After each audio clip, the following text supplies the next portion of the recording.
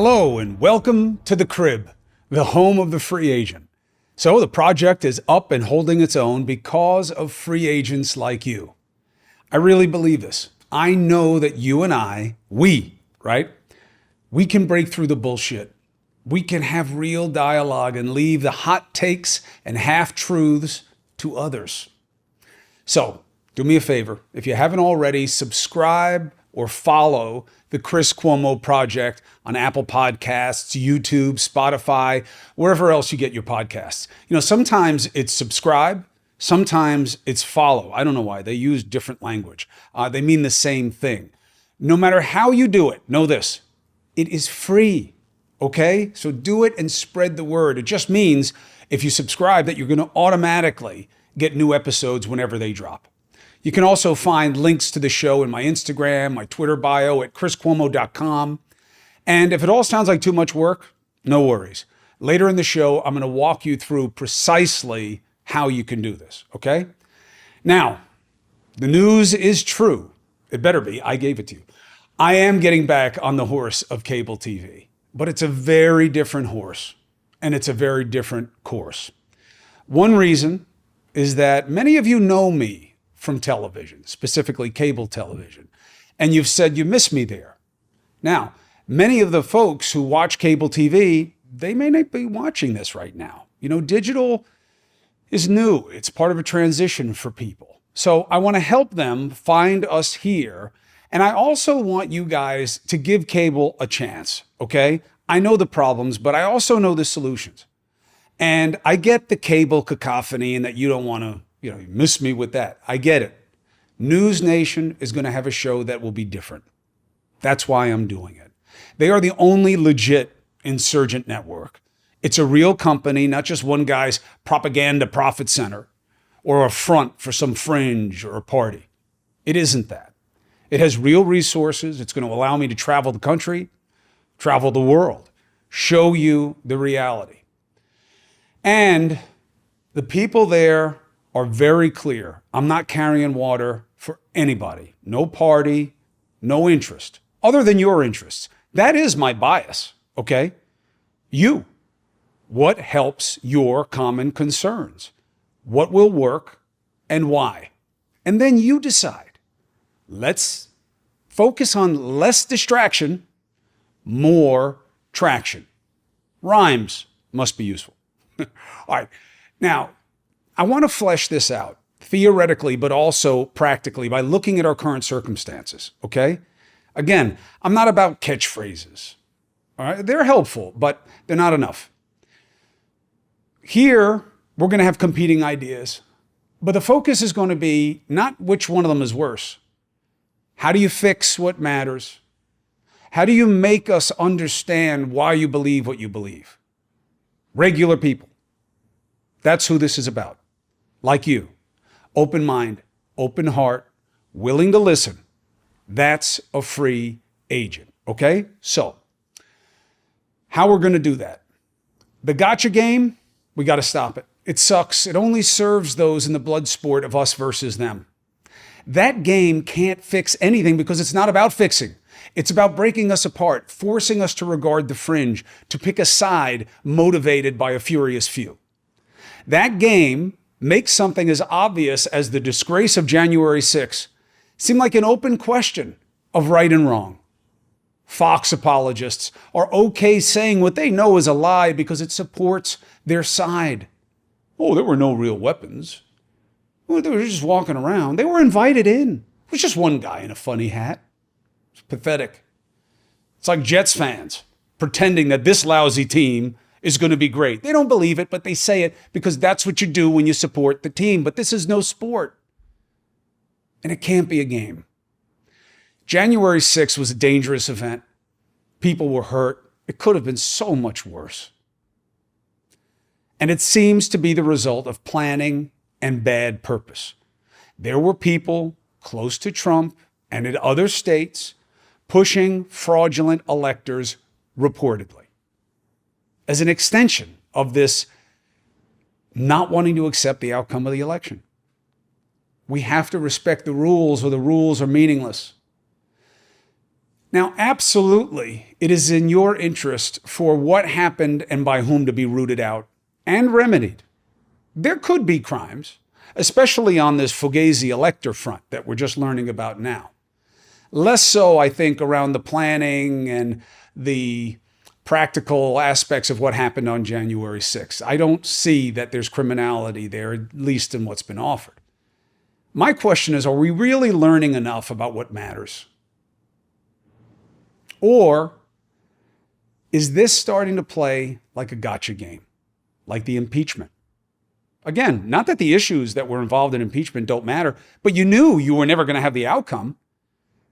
The argument was, well, but this is what we have to do. This is our job. I don't know. I don't know that kind of fomenting of tension, that kind of protracted process, when you know you weren't going to remove the president, was that really in America's interest? Certainly debatable. Certainly debatable. The outcome was never going to be what was desired. There's no question, as with the Mueller probe, Trump and his cronies were doing bad things. Things they know they should not have been doing. And arguably that makes them lousy leaders. But getting Trump for treason, why even go there? They go there because it fuels the fringe aspects of the party. Collusion with Russian operatives. Yes, collusion is behavior.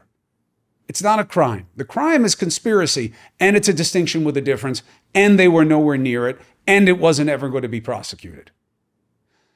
So why tear at the fabric that way? Why not achieve the goal of exposing what it is? And if it's politics, keep it in politics. Fomenting tension, lying to inflame, just to create more outrage, wanting to watch a run on the Capitol, ignoring violent intentions. These are all terrible. But treason? You wind up undercutting your purpose when you exaggerate the desired outcome or consequence. It reminds me of when the right wanted to get Clinton criminally for lying about messing around. Forget about the fake morality that was at play. The politicians just don't get. Americans, you're not looking for perfect people. You know that we're all flawed. You want a more perfect union. You want people who will lead us with ideas and actions that make us better, or at least who try. But politicians making politics into a policing action with criminal consequences, no thanks. Not with Clinton, not with Trump and his cronies, not with butter emails. Not saying that now, right? The January 6 hearings lose their impact on consensus because of the intended consequences pursued. We all know now what went down and that Trump and co. acted horribly. Regular people get it. If there are crimes, especially on that elector front, let the Department of Justice figure it out. Let the local prosecutors figure it out. We don't need politicians to tell our prosecutors what to do. And the media, look, it fans the flames. Why? Criminal reference. Criminal consequences. That's provocative. They are reflecting what the Democrats and others are saying, but they should be pushing back as well. Not all flames need to be fed. Some need to be smothered. Less distraction, more traction on what matters to you, regular people. I'm not saying democracy doesn't matter. Our institutions don't have to be protected. Of course they do. But does anyone think that these hearings, that's what they'll ultimately yield? Gas prices, choking commerce, choking family budgets, changing how we live, changing how we enjoy our lives. What's the focus? Biden fist bump. Come on. Look, the easy counter for the left is that Biden fist bump, that was with the same guy, MBS, Mohammed bin Salman, that Trump let get away with murder.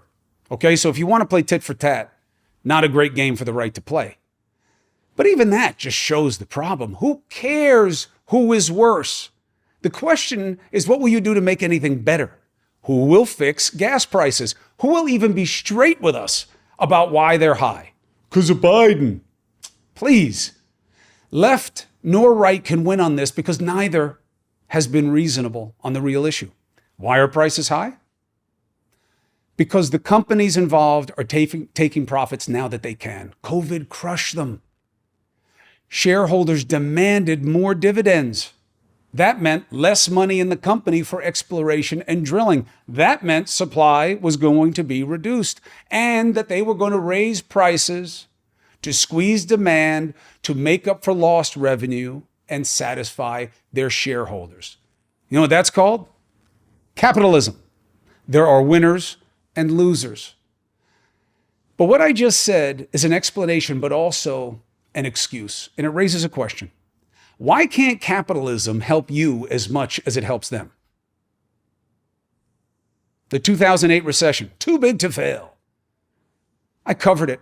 I was on the calls with Paulson from Goldman Sachs, talking TARP and TALF and what had to be done. The winners were the banks, specifically his own, by the way. The homeowners, credit card holders, not so much. Choices have consequences. That's what you were told, not the banks. That's not picking winners and losers. That's winners picking losers. Very different. With COVID, you guys got checks, a lot of you. Legitimate argument? Did you get them for too long, based on what we're now seeing with inflation? Biden and the Democrats gave you a lot of money for a lot longer than a lot of economists said was necessary. But what about the right? Well, now they're saying that that was a mistake.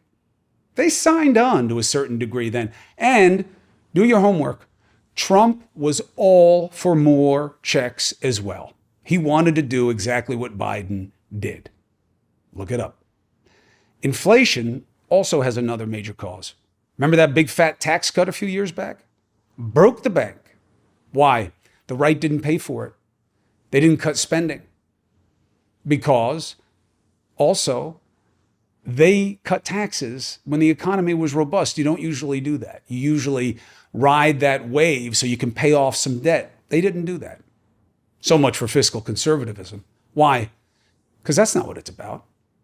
It was about pleasing Trump, and Trump wanted to please everybody because that's how they would retain power. Spend more, no cuts, big tax breaks that went overwhelmingly to the rich and the business community. Why did the right swallow it? That's the game. They got their tax cut and they got their judges. And that's what they wanted. Why isn't this being said?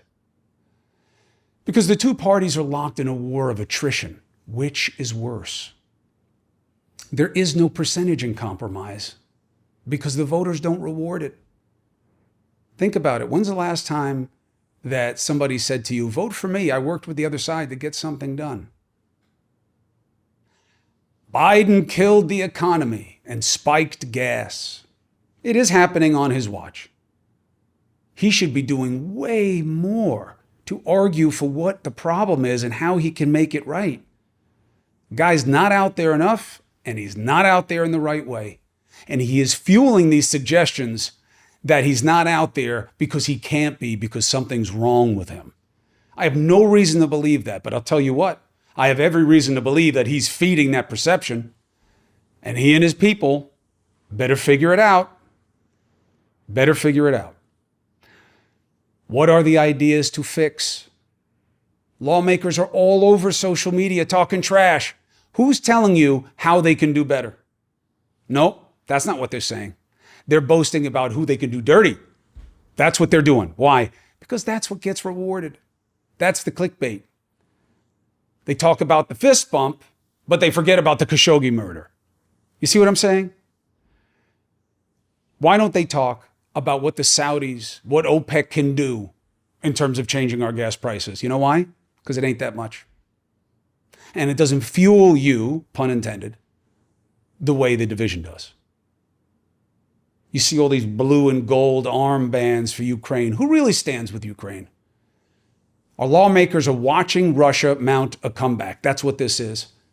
They're treating it as more of a budget issue than an existential one. Well, we've given so much. We've given enough. Pick a number. Google our budget, okay? Take the highest number for Ukraine aid that's out there, 70 billion, whatever it is.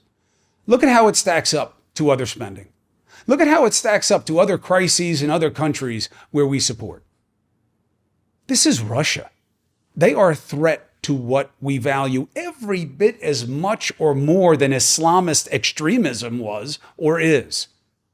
So where are the better ideas? Where's the urgency? For gas, for growth, for peace? The next iteration of Americans, and that's what is Ukraine. People fighting for democracy and the values that we have here. Who's got the answers? The alternative for Ukraine isn't some benevolent monarchy. They are dying and we are watching, assuming you even get to see what's happening. I want to go back. It's another reason I'm teaming up with News Nation. I don't care if the war is popular in the ratings. This show has to be as much about popular as it is about purposeful. And the purpose is to make you aware, to harness that you care, and to assume that you will dare to test power so that it serves your interests. Remember, the game is about taking the other side down. Voters vote based on that, so the media echoes it. We play the game. Instead of common concerns, we magnify discrete cultural issues. The left will kill all the babies with abortion. Abortion for all, forever. The right will kill everyone with guns. Guns in the hands of everyone. Everyone with an axe to grind. This is exaggerated. This is hyperbole. It's histrionics. It's playing to fear, and it keeps us from doing a damn thing to make any of these situations better. It's just to keep you in the game. Focused on an enemy, target of opposition, instead of feeling our way toward understanding and reasonable outcomes. That's no game for a free agent, and that's why I'm doing this project. You know the expression, change the game. Don't let the game change you. We need more parties because that'll give you more choices. We need ranked choice voting because that'll give you more choices, and it will allow regular folks to compete with a super motivated and furious fringe. And we need purple states to apportion electors. Big ambitions, hard, will take time, and a lot more will than may exist right now. So let's start with what we can do right here. Getting leaders to address what matters. Here we can talk longer and deeper. I want you to be able to understand the thinking behind the talking. So today, we have Senator Joe Manchin, Democrat, West Virginia. Changed man, thorn in the side of his party, killing the Biden agenda. That's what you hear. Or is he the one who hasn't changed? And if he hasn't changed, what has changed? What are his reasons for his positions? Very little attention spent on that. By the way, other than just dismissing him as a coal baron, which is an extreme exaggeration, what do we know about where he comes from and what matters to him? Spoiler alert, the senator is about to say something about what he supports in the upcoming election, not the midterms, the presidential one. What he says will rankle the ranks of the left. But it matters, so let's find out.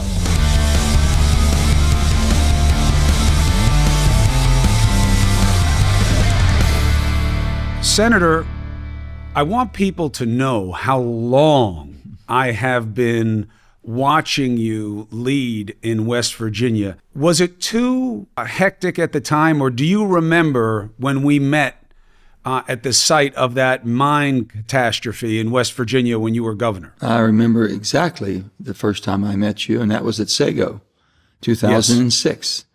I was at the bowl game in Georgia, and we were playing the University of Georgia, and they called me that morning saying we had a terrific accident.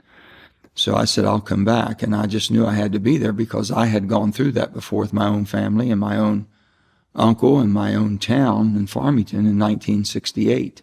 So I understood what people were going through, the agony and just waiting and not knowing and trying to find out what was going on. So when I got there, we had the national press, as you know, was accumulating there, and they were coming from everywhere.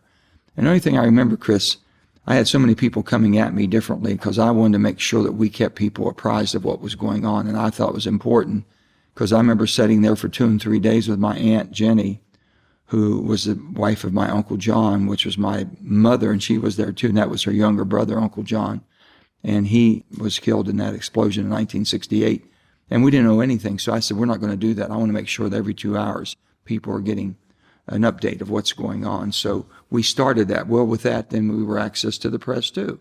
So the press knew there's that type of accessibility. You understand, they gathered. And very aggressive. And I'm thinking, these people don't know families. They don't know what these families are going through. They just want a soundbite. And I'm not saying that because, you and I have built a relationship over that many years since 2006.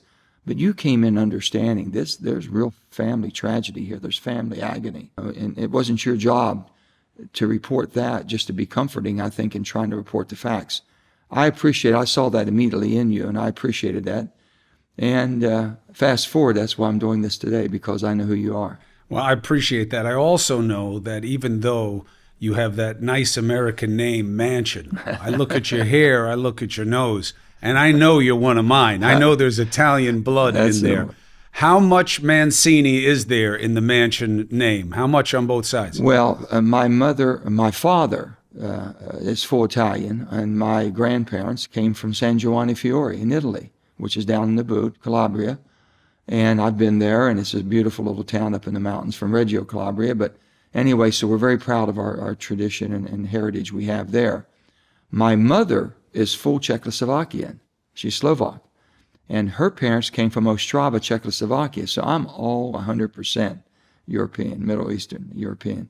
So yes, I'm proud of my heritage there. Mancina, I believe, I've gone back there and met with a lot of, and they look just like us, so they got to be our relatives. And they sure claim me as one, but Mancina is the most accurate. The problem that we have is my grandfather, Papa Joe, he came here in 1900. He was a baby, but he was adopted. He was given to another lady, Mary Mancina, who lost a child in childbirth, and she was able to provide with breast milk, and she took my grandfather in, and that's how. So we really don't know, but we know we're from Italy. That's what we do know. It was very common for somebody to adopt a child that way, make them their own. And I want people to know this because, this is trying to do things differently here. Same perspective on fairness and getting players on here more than pundits. But I want people to understand the men and women who come before them and understand their roots and understand their blood and understand how I know them.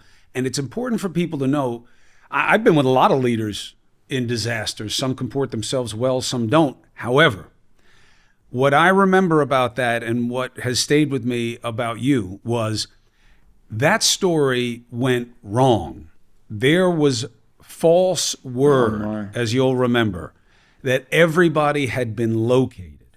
Yeah. And the media ran with it.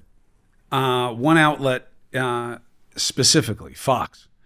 And I was clued into the right way to do the process by a fellow ABC correspondent named John Donovan, who is a brilliant journalist.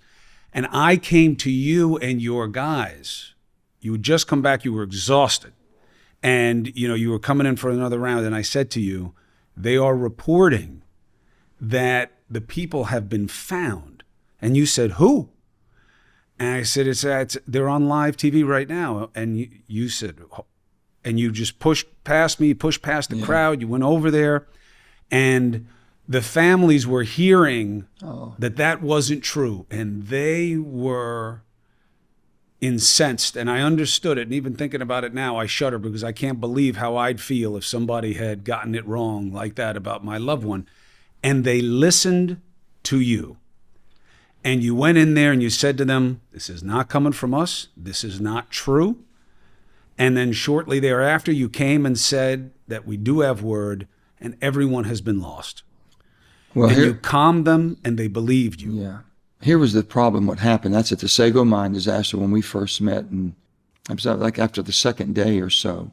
And we'd all been up. No one ever left. None of it. I don't think you all did either. We didn't. And I stayed there with the families. And so you get to know the families and everything. And they're just all their hopes and their prayers, or they're praying and praying and praying. When we call clear air, you get back to a point in the mind where you're clear air. And then from then on, you get some danger because the readings are so high in the gaseous and all that, so it's dangerous. I know enough about it. When I kept seeing the readings of the air quality, I knew it was almost impossible to survive. And because if they had their oxygen mask, it only lasts for so long. And then they're taught to go back to the face of the mine, barricade themselves in, and what little bit of oxygen they'll have until they're rescued might be coming off the coal seam, to be honest with you. So they were all doing what they could. But we didn't know that. We had no idea at all. But we knew that the probability that there were 13 people still missing. Then all of a sudden we found the man trap, which is what carries them in and out. They set on this man trap, takes them back to the face of the mountain. We didn't know if they even survived the explosion. And then when they found the man trap, and we saw footprints, we said, oh my God, we know they're alive. They survived the initial explosion. Okay? And so we knew that because the rescuers were going in, but they didn't know which way they went. So that goes on for another day. And I'm knowing it's getting worse and worse and worse. And all of a sudden, when you told me, I think you told me on this, Chris, that they're saying that they were found alive. I said, in my mind, I said, it's impossible. It's impossible. And I'm thinking, well, everyone start reporting it. So if you'll see a picture of me getting in the car, it says miracles can happen. Do believe in miracles. Miracles can happen. And I knew it would have to be an unbelievable miracle if this was true. So then I go to the command center where they were getting the news from down in the mine. What happened is someone was in that command. There's too many people were there watching and listening and everything. And they found Randall McCoy. They found all of them, 13 of them. And they said, he's alive, he's alive. The rest were dead. And it came out, by the time it came out to the clear air, and the clear air transferred the information up to the command post outside where we were, and people were around, someone heard that. They called down to the church, the kitchen, where everybody was gathered in that church, and said, they're alive, they're alive. That's how it started. And it grew like wildfire. Well, when I came up there, and I said, are you guys sure about this? This doesn't make sense. And all of a sudden, then they said, oh my God, there's a mistake. There's only one alive. I said, well, we've got to hand this. This is unbelievable. These people for the last 2 hours have believed that we found all of their family members and loved ones alive. And I'm thinking, oh my goodness. Now it was about 2 or 3 o'clock in the morning by the time I went out by myself, because there was nobody. By that time, I said, it's got to be done. Someone's got to face it. So I went out there. And I mean to tell you, when I went to the church first before I went, so I went in the church and told the families. Well, that you can imagine the blood-curdling screams. I think you all heard that and how bad it was. And I had one young man, John's, I'll give his first name. He came to attack me when I was speaking, and the officers had to subdue him. And I'll never forget this. And then I had to go out after that, and I explained to them. But then I went out and I said, let me tell you, there's a horrible, horrible miscommunication. And it was, it's an accident. It's a horrible accident. It basically, the misinformation, the amount of agony and that it did to these families and how they went through it and took it was unbelievable. You can't go to emotional high after 2 days thinking your loved one and your husband, your brother, your son is found alive, and in 2 hours go back down to confirming they're gone. And I didn't know how to handle that either, but I knew one thing: the only way you can handle is by the truth. And I said it was a horrible mistake, and I had people coming at me all different ways, thinking we misled them. That was the night I went out and told everybody what had happened on the radio, and that's like on television, 2 or 3 o'clock in the morning. Well, we had a national reporter. I don't need to name names, but a national reporter from a big network came that morning, and they wanted to interview. And I said, fine. Well, guess who they had on the interview with me? Was the same guy that tried to attack me the night before. So we're standing there, and this person who was interviewing me wanted to see an emotional fight on live TV. And John was there beside me. We're standing there, and he starts attacking me verbally. And he kept saying, you lied, you misled, you did this. I looked at him, I said, John, I want you to know, my heart's as broken as yours. You lost your father, and I can only imagine if I lost my father. And I said, but I watched. We had 20, 30 different rescuers in that mine trying to save your father. They went beyond the call of duty. They were risking their lives to save your father, and I want you to know that. People would have given their life to bring your dad out alive. I can assure you, and I saw it. And John, all I can do is ask you and hope that God heals your heart, that you can look at people that basically were sacrificing and willing to do whatever to save your father, even though that was not accomplished. And I would hope that the good Lord will heal your heart in days to come. And guess what? We became good friends after that, he and I. And it's the way we do it in West Virginia. It took him about a month or so, and then he came around and we sat down and talked a good bit, and became good friends. And he understood. They're just emotions. So I saw all that, and I saw the press feeding off of this horrific information that was tearing people apart. And the only thing I can say, my friend, you didn't do that, and I appreciate it and never forgot it. Well, listen, the appreciation flows from me to you, then governor, now U.S. senator. And I wanted people to be reminded of this, one, because first of all, Senator, we're old. And we lived through something that a lot of people watching this, especially in this new digital world, they didn't live it, and they're probably not aware of it. But I hope it informs why you stubbornly hold on to the idea that opposites can attract and that you can work. Because the bad rap on you is Joe Manchin doesn't get it. This guy's got these Republican friends. He doesn't understand that the game has changed. You are in a binary battle, zero sum, and you have to get on your team, forget about the Republicans, forget about working with them, and win, or your party will lose. And you don't get that. What is your response? It's about my country, not my party. And this is what they don't understand.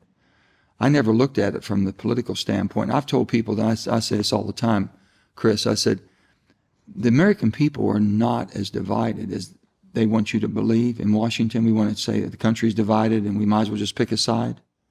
There's only one side. It's the American side. It's not the Republican Democrat side. But it's the politics, the absolutely toxic politics of Washington. It's making people choose sides. We're pushing them to the representative corners. What team or what tribe do you belong to? And that's not me. It's never been me and not going to be me. I'm not going to submit to that. Because I can tell you, the democracy we have and the freedoms we have became because of the type of government, representative form of democracy. And we've always been able to come together until most recently here. And I think it's worth fighting for to get back to some similarity of a representative form of democracy that works for the betterment of the country and the people in this country and not for our party. If it's all about me promoting the Democrat Party and condemning the Republican Party, then you can pick anybody to do that. You can pick people that just basically will hunker down and says, I'm hard left or I'm hard this or I'm hard right. I gave a commencement speech right after the COVID. And I gave it to him, and I didn't know what I was going to say. How do you speak to a group of people that never gone through this? Probably don't even remember in history. 1918 was the last time we had anything, an epidemic like that. And my great-grandfather died during the 1918 epidemic influenza, working in the coal mines in West Virginia. So I did all that, and I said, I got up to the podium. I came here to apologize. I'm apologizing because my generation has not been able to process all the information we're receiving from 5 different social platforms, from cable news and all the different news coming at us. We weren't raised this way, so our minds don't think that way. My news came down pretty much down the pike being raised, ABC, CBS, and NBC. And today you all have to navigate, this is this young graduating crowd, you're navigating a flood of information. And I'm depending on you to do a much better job than we've done. So if you have a grandma that you think all she does is watch MSNBC and she's so far to the left and he's clear over on the right, and you said, I can't rationalize or reason with them, it's because they're going to their comfort zones. And I've always said before, you're entitled to your own opinion. You're just not entitled to create your own facts to support your opinion. But right now, you can find somebody to support your crazy facts, supporting your crazy opinion. So why do you believe that it can ever go back to any kind of middle ground? What indication do you have? COVID didn't do it. Guns that you're wrestling with right now. You know, we have people who say, look at the kids. Look at the kids in Texas. What do you owe them? And people look at those images. They are poignant and painful, and they have two opposite conclusions. I see those kids. I want to protect them. Everybody does. One group says, yeah, put armed guards in the schools and let all the good guys have guns, and these will stop. And then you have another group look at it and say, no, get rid of as many guns as possible and change who can get them, and these things will stop. Where do those two ever meet? Well, the Second Amendment, the constitutional amendment, the Second Amendment's right to bear arms is because we needed the militia back when we didn't have a standing military. But with that being said, it's still the Second Amendment of the Constitution, and I will protect that as I will protect all of our amendments in the Constitution. But we have people that basically want to take the gloves off, whatever it is you want to have. And I think there's common sense and that we can come to. We've been doing a lot of things in a bipartisan way. You just don't get much play for it, Chris. We did a major, well, first of all, coming out of the COVID, we did about $3.4 trillion of assistance to the American public and did it totally in a bipartisan, almost unanimous on most of them.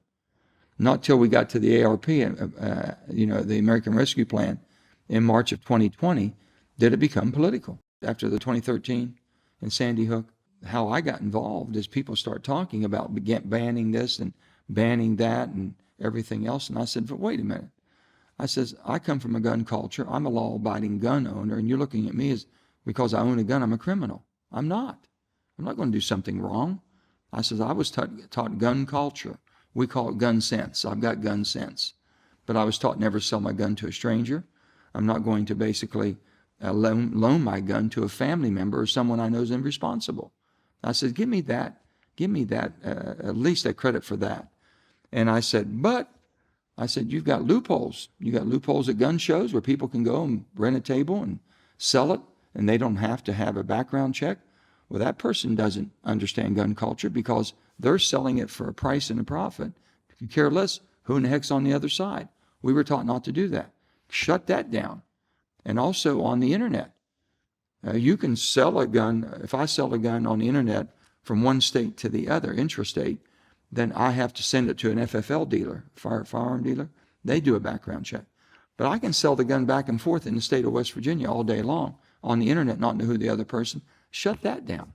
Shut commercial sales down where there's no knowledge of who the person on the other end except for a monetary transaction. Do you think that there is any space for an agreement on a type of weapon that should be more difficult to get? Now, I'm being very careful with my words because you and I know how sensitive, and look, I know 3/4 of my audience is going to say, what do you care about the sensitivity of some gun nut? It's not a gun nut. It's somebody who is afraid that this is a slippery slope that is going to begin and end with them losing their weapons. And they'll say, there's no such thing as an assault rifle.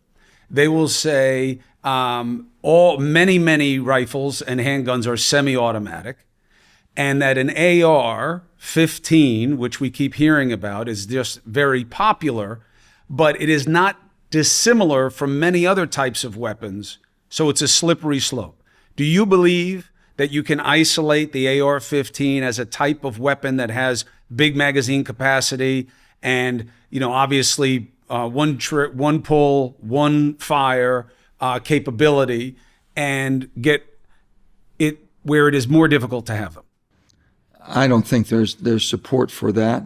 I really don't. I think that basically, Should there be?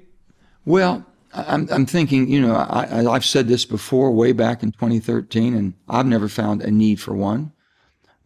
My family members have them. I got family members that have them because they want them. And I'm not concerned about them because I know they're responsible people.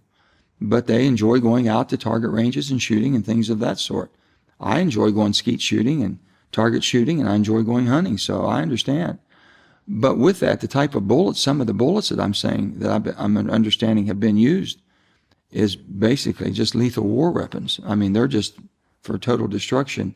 I don't see, I would have to understand more about that or the desire for that, but I can tell you those are some other things we should be looking at. I'm understanding also that the AR-15 is easy to kind of conform into more of a fully automatic, if you will. So some of those things we've been, the bunt stock has been outlawed, but there's just an awful lot of things that are being done. It's the gun culture. It's just the gun culture. And these are young males. Most of them are young males. Trouble.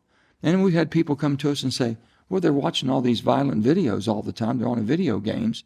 They're teaching them. I mean, how would a person, 18 years of age, get hands on $6,000, I guess, to go buy these types of weapons and the armor that goes with them? How would they know? Where they get that information?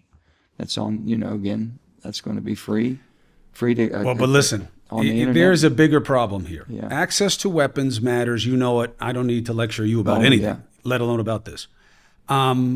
Dealing with who has the weapon also matters. You want a concealed permit or a carry permit in New York, they're going to make phone calls on a list of people that you give them who know you. I don't know why that isn't the test for everything. Now, I understand that my buddies will say, you're only making it hard for me and not the bad guy. We're not talking about somebody coming into your house. That's a boogeyman. A bad guy is going to get a gun out of the back of a car in the middle of the ghetto, and they're going to come to my house and they're going to use it. I get that fear. It just happens very, very infrequently. So do school shootings. But I get the boogeyman effect. If we want to focus on who is using the weapon, it's really code for mental health. And I know and we've discussed this, the mentally ill are more likely to be victims of violent crime than perpetrators. But the number one gun crime in this country is and always has been suicide. And we see with young males especially, when they turn age where they can get weapons, they start killing themselves that way. And we definitely have a problem with identifying people who are getting weapons for the wrong reasons.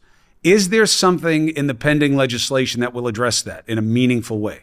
I think so, because basically we're going an awful lot of mental, this bill that we've been talking about and negotiating is going to be close to $15 billion with a B, $15 billion cost to it. Most of it's for schools addressing mental illness and being able to identify it and treat it. And a lot of it in the school settings, having mental hygienes and things of this sort, people that we have access to in our school system, everything we possibly can get a young person who we know that basically their mode of operandum has changed completely, their social pages have changed, their friends have changed.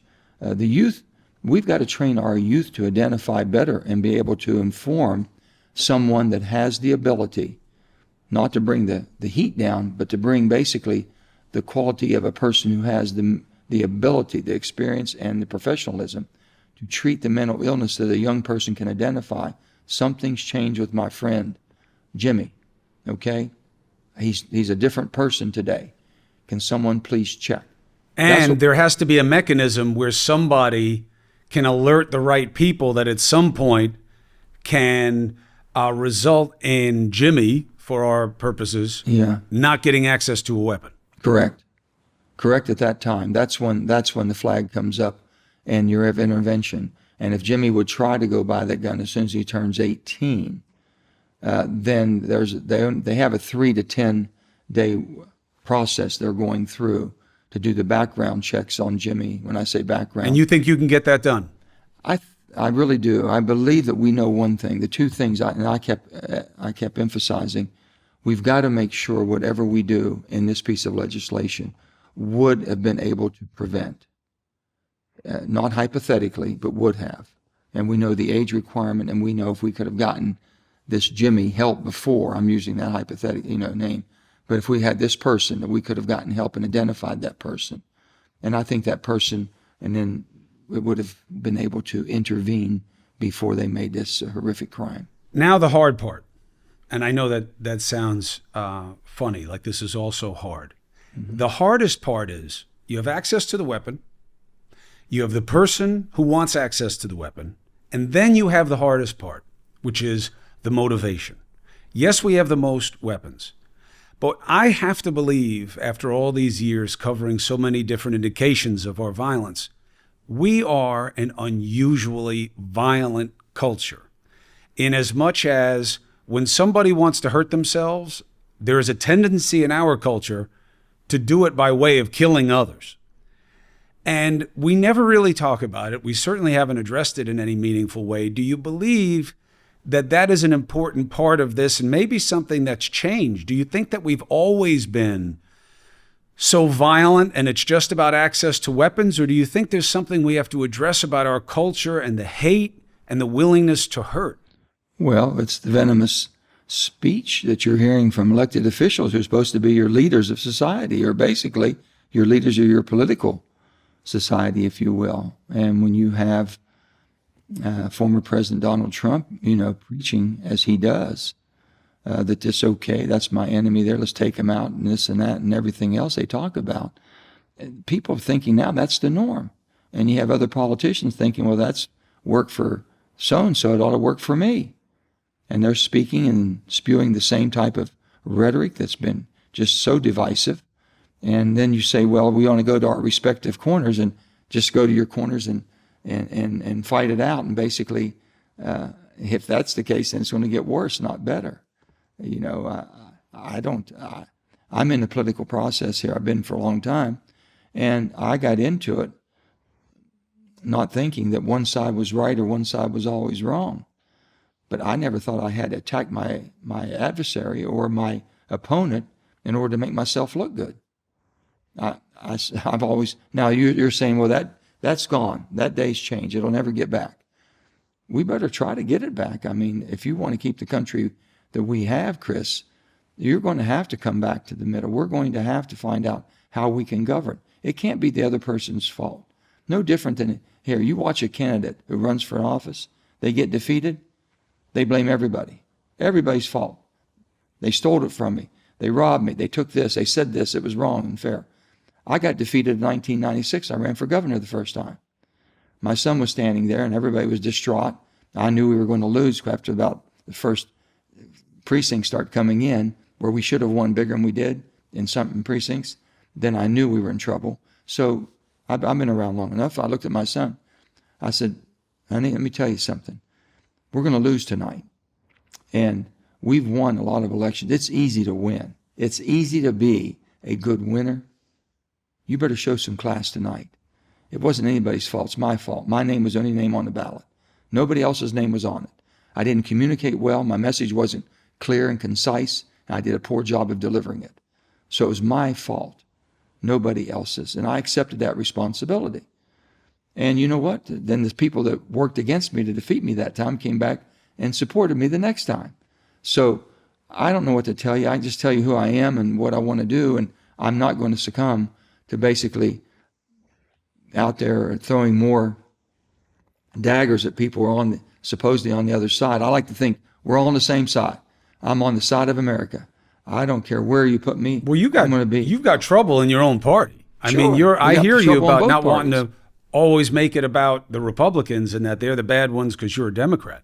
But you have problems in your own party. You got Bernie Sanders, who, you will say a million times, he's a friend of mine. I respect him. I like him. He accuses you of being a saboteur. Yeah. And that you are the reason that the Democrats weren't able to pass things, filibuster set aside, which, is every bit as much of a problem, the progress within your party's agenda as you might be. But what do you say to that criticism that you're a saboteur? You know that you are stopping the Democrats from doing what they were elected to do. The president wants you to do it and you still don't. You're not a Democrat. I'm an American. I'm not a Washington Democrat. I'll be the first to admit it. And you know something? Neither is Bernie. He's a confirmed socialist. Proud of it. And I know who he is. And I respect that. I don't agree with him. And he knows who I am. I'm a very centrist. I tell people I'm fiscally responsible and socially compassionate. But I'm more of a conservative. I said, I haven't changed, Bernie. You know, you might have changed, but I haven't changed. I'm not asking you to change. Why do you expect me to change? You know, it's called a democracy. You would think that we have 60 United States Democratic senators right now. We're 50-50. We're in the longest time in history that we've ever had a completely divided Senate. The longest. And the bottom line is you've got to work together. But they just think that, you know, no process. What's the purpose for the committee? The purpose for the committee is to get buy-in from both sides. The purpose for a markup is to basically have eyes on it for the public to see what we're trying to do. Anything that we do outside of that or in reconciliation, there's very little interaction at all. A few tough questions. One, is it frustrating that you get a lot of blame when it arguably should be Schumer? If President Biden is upset at a Democrat senator, why isn't it Chuck Schumer? He's the leader. He's the one who's supposed to come to the president and say, this is what I can or cannot get done. It seems like Biden keeps getting confused by bad information from his own. Why doesn't Schumer get more scrutiny? Why is it always you? Well, I can't answer that. I mean, that's, I don't know what the conversations between him and the president are. I know what my conversations with him has been. I know what my conversation with the president has been. But you said, why is the president, you know, they're confusing or he's getting confusing input. How could someone bring the president of the United States to the House Right. caucus twice and walk away with nothing? Yeah. How did that happen? Well, that's Pelosi. That's Pelosi. No, but I'm saying, how would his chief and his staff misread that if they were going to bring the president up, you know, the president of the United States, of the party, of the Democratic Party, into the Democrat caucus to try to pass a bill that we haven't done anything with 30 years, bipartisan infrastructure, and walked away 2 times without getting a vote on it or confirmative. Well, the staff only knows what they're being told on the Congress side. And I'm not saying they couldn't be doing a better job for the president, but they make him look like a dope. That's what fuels all of these. Well, you don't do that. Yeah, that's just Joe doesn't have it anymore, you know, stuff from his political opponents is that, you know, Pelosi on one side, how does she control her own? And Schumer on the other side, how does he control his own? Yes, he doesn't have the margin that Pelosi does, even though she doesn't have great numbers either. Chris, let me say something here. No, they don't control me. I don't work for them. I work for the people of West Virginia. You know, Robert Byrd was famously saying, the president's not my boss. Chuck Schumer's not my boss, okay? Mitch McConnell's not the boss. It's the people you represent. And if I can't go home and explain it, I can't vote for it. I've been very clear. I've never changed. And now all of a sudden they think, oh, you got to jump in line. 48 or 49 want to go one way, and you're not. I can't explain this in West Virginia. It doesn't make sense. And that's the bottom line. They just, you know, right now, I told them last year, take a pause on the Build Back Better. That bill never came off of $6 trillion. It's always been a big bill. They just kept cutting the amount of time they were going to pay for things, but they wanted basically the people to get addicted to where they have to pay for it from debt financing. I knew the games were being played, and I wasn't going to do it.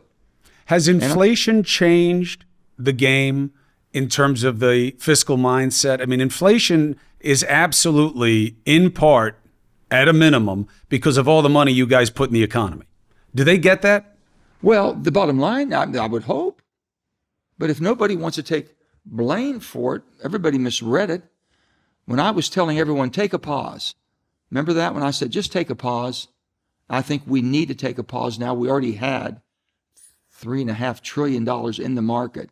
We knew that there was a lot out there, still going out, hadn't even been distributed. And we knew that basically we had a vaccine that worked. People were pent up. They've been locked in, sequestered in. cloistered in their homes for a year. They wanted to go back out and spend and enjoy their life again. There was going to be much more demand coming than what the supply would have been. We had all that. And they tell me, and I kept saying, you should be concerned about three things can happen. Why we should take the pause. Inflation. We know it's coming. We just don't know how bad it's coming and how long it'll be, but we know it's coming. That's a reason for a pause in itself. Next of all, the COVID. Dr. Fauci told us it's not one and done. It has iterations. It comes up back, and it's been doing that. We knew that to be concerned about. And we had geopolitical unrest warnings back then. None of us ever thought we'd see a land war in Europe, but we knew with China and Taiwan, we knew with Ukraine and Russia, there was warning signs everywhere for us.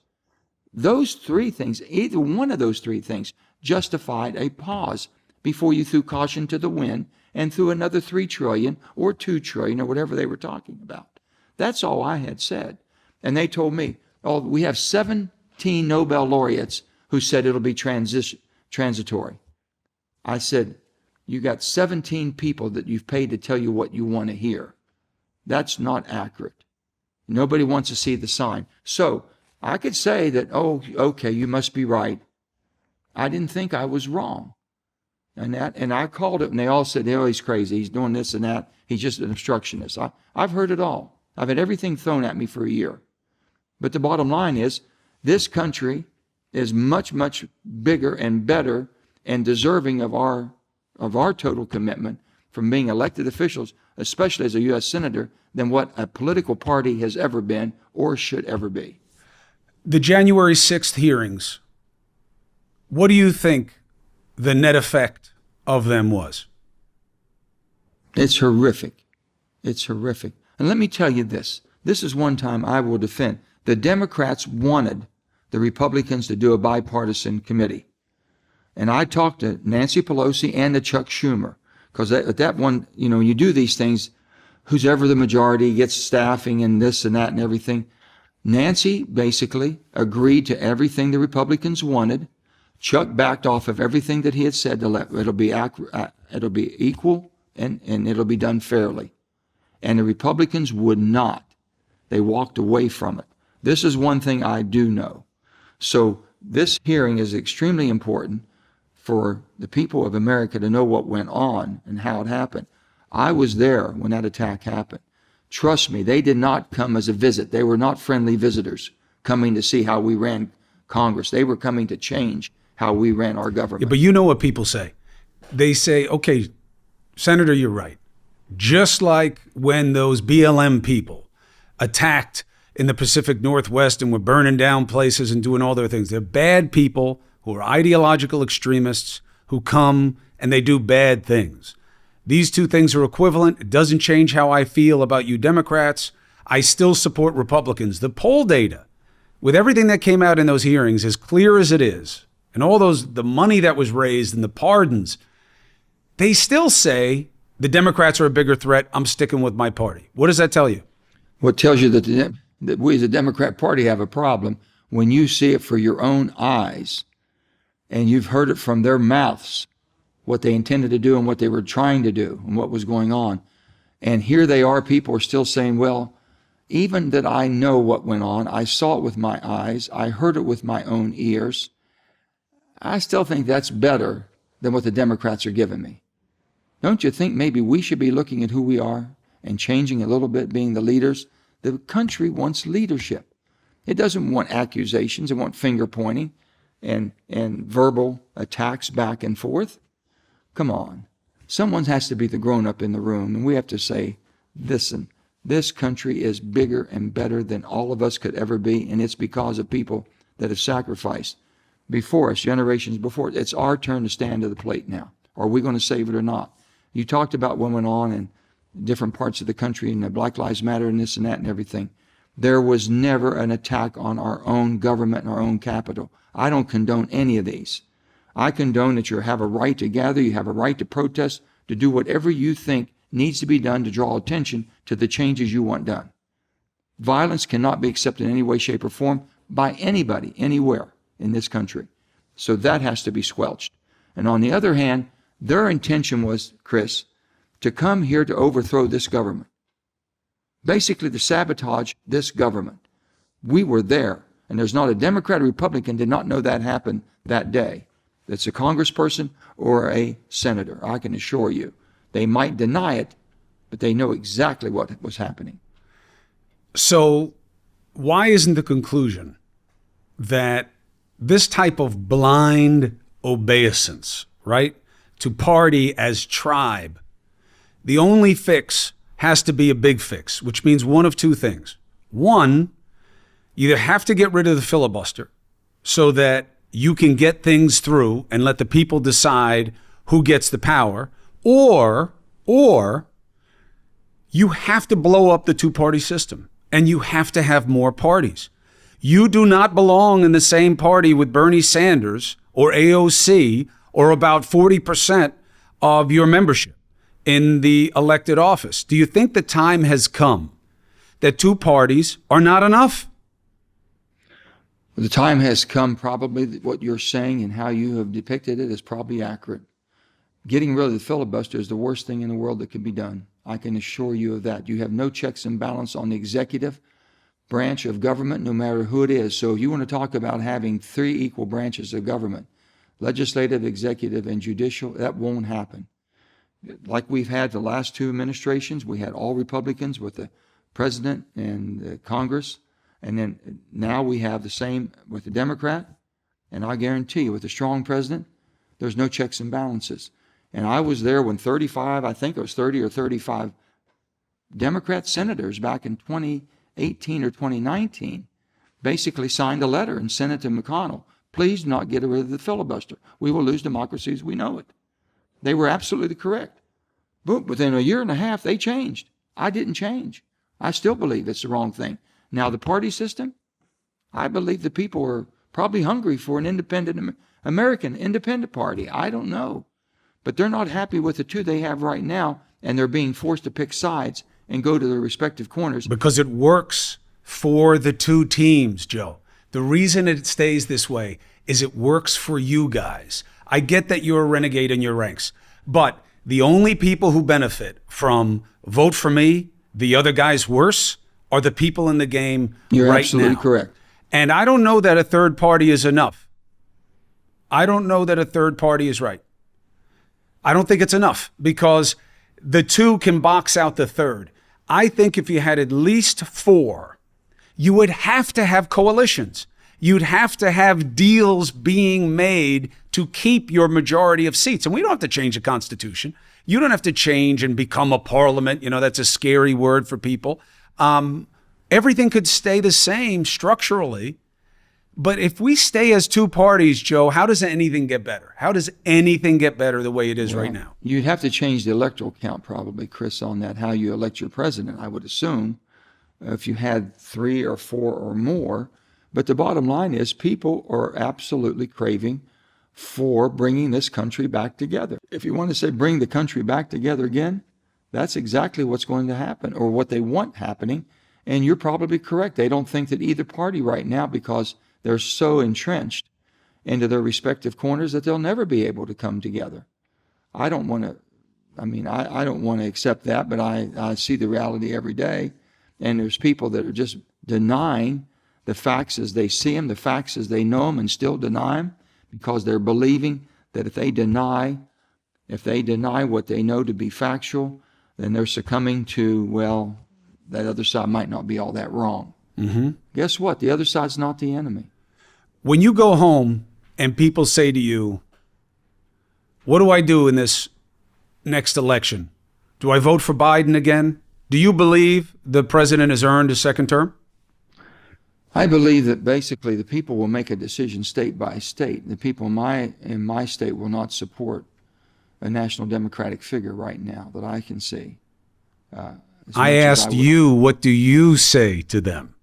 Well, what I say to them is pick the person. I know Joe Biden to be a good person, okay? Now, from the leadership is going to depend. I think that the policy or lack of an energy policy is very, very detrimental to our country. I'm disagreeing on that with them. I'm fighting on that. I think that the inflation that we have right now, there's blame for everybody, but basically blame that we didn't see it coming and didn't intervene quicker, or the Fed. You can talk about all that. So I'm not going to tell you who's going to be running. I don't know. If Joe Biden runs again and he's the Democrat nominee, depending on who the Republican nominee is, we'll just have to wait and see. I'm not predicting anything or how I would support or not support or get involved or not, but I can tell you this. Whoever the elected president is, Democrat, Republican, Independent, every one of us should pray they succeed. And I'm going to do everything I can to make that person successful. Now, who I help get there or how I get involved will be a different story. But that story matters. Oh, look, already, Senator, I don't think I have ever heard a sitting senator that is a member of a party not automatically say, oh yeah, the sitting president is in my party, I'm for them. Well, I don't know what to tell you on that. I'm always for the right person when they're running. I've always tried to pick the person that's running. Joe Biden is a good person with a good heart, wants to do the right thing. And I've always believed that. Some people around him sometimes I disagree with, and I disagree with a lot of the advice he's getting. And we talk back and forth. We have a very respectful, candid conversation. Okay? So let's just wait and see what happens. I'm not going to predict what's going to happen. Is there any chance that you decide to run for president? I've never looked at it from that standpoint, from this, how do you approach this? I think you just did it on the types of party and the party system that we have and how it's unless it changes completely. I want to be in a position where I can help my country. There's a lot of us that like to retire and go home and enjoy the family, and I think the families have sacrificed more than we've sacrificed. But the bottom line is do you walk away when you can maybe contribute and help heal and bring people together? My goal is to continue to fight like the Dickens for a more perfect union. Senator, ordinarily, I would thank you right now and I would move on because I want to see you again on the platform that I'm working for. But as you can tell, I'm in my house and I don't have anywhere to go. So I'm going to ask you again, is there any chance that you run for president? I understand you got to think about it and you'd have to figure it out and you got to talk to your family and you've been married since you were 20 and I don't know how that good woman, Gail, has stayed with you through all of this nuttiness. But are you open? We might have to have another pod session here to go into that more detail. All right. I'll give you, look, just because I'm just getting going here and I can't alienate everybody, but I do want it to be clear that you leave it as an open question and you leave Biden as an open question, and that will tell people everything they need to know about you. I appreciate you coming on and being part of the project. Well, thank you, Chris. It's always good to be with you. And like I say again, pray for our president, pray for our country, and God surely has blessed us. And I pray for you and pray for me because I need it. We both do. All right. God bless, Joe. Thank you very much, Senator. The best Thanks, to you Chris. and your family. Good to be Good with luck. you. Tell the family we said hi. Thank you. So, what do you think of Joe Manchin now, Senator of West Virginia? Comment. Let me know. You can do it there at YouTube, wherever you're listening to the podcast. You could do it at chriscuomo.com and, of course, on social media. I'll be looking at the comments, and so will the team, because I want to make sure that we're capturing what you want to hear, how you want to hear it, because the goal is to help. Now, we spoke a lot about Uvalde, Texas, and the tragedy there because it had happened when we were speaking recently. There's been more violence since. In fact, the Democrats wound up passing a bill which will become law. Now, Joe Manchin said he was in favor of restricting assault rifles, assault weapons. It's tricky. The vocabulary winds up mattering. I know a lot of people on the left and in the center are like, that's a wasted conversation. It matters in the politics of it. But that didn't make it into the bill. Is that Joe Manchin's fault? Roe v. Wade also happened. He says, send me Roe v. Wade, I'll codify it. Is that what they did? Did they send him Roe v. Wade, or was there more? The answer is there was more. So do you blame Joe Manchin? Now, I'm not a Joe Manchin apologist. I know some of you will take that easy out, but that's just not how it is. Yes, I've known him a long time. Yes, I respect his legacy of service. No, I do not think that his positions are just about him lining his pockets with coal money. I think he has fundamental, philosophical, differences. And let me tell you, you can say, oh, well, you went easy on Joe Manchin. Joe Manchin just said that he will not commit to supporting a president of his party in the upcoming election. You see a lot of people do that with Trump? You see a lot of people do that ever? Okay, I promise you, he was not anxious to say that. But I'm trying to get you, your leaders, to speak to you in a way where you can make your own decisions based on the real insights that they have to offer you. So that's what I did. Now, to what matters, okay? I want you to comment, but I need you to be in line with us here in order to do that. You have to follow or subscribe, okay, to the project at Apple Podcasts. Here's how you do it. Apple and Spotify, you follow. Apple and Spotify, follow, okay? In either app, you go to the search bar and type in Chris Cuomo Project. I got that right? I got that right. Tap on the show, and in Apple Podcasts, hit the plus sign. Apple Podcasts, plus sign. That's the follow button. And you'll get all our upcoming episodes for free. I'm not trying to take your money, okay?